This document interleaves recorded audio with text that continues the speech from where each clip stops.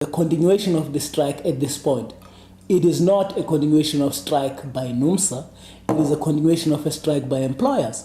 More so because employers are making extremely demands that don't make sense, that are senseless, that are provocative in nature, which makes workers to be more angry and militant, in the sense that for years now in the industry, we would have a situation where between us and employers, once we sign an agreement on all benefits and conditions, as a matter of principle, we don't go back to plans and do double dipping. The practice has been that if we agree on wages and everything else, we don't go back in plans and reopen negotiations and seek to double dip again to improve further at plant level.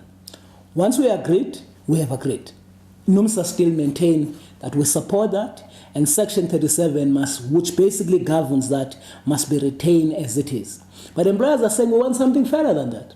We want you guys to commit that over and above Section 37 commitment that as parties we shall not double dip, we want you to commit that you will demand nothing that can have an on cost.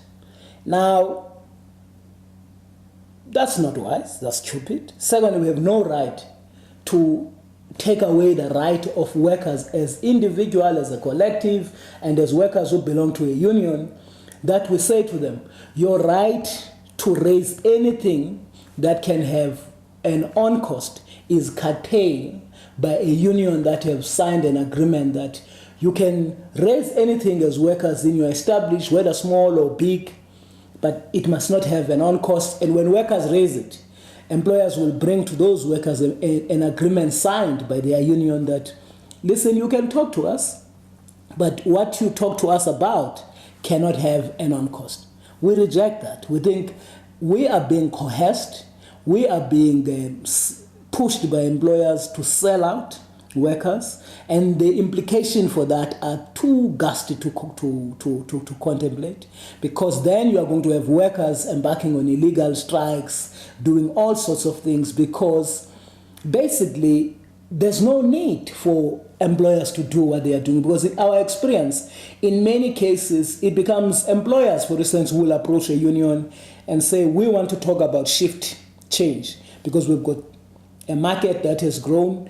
These workers used to work 2 shifts, they must work 3 shifts. So in those discussions, there will be issues that will involve an on cost, which might be up because we're changing conditions of service for workers.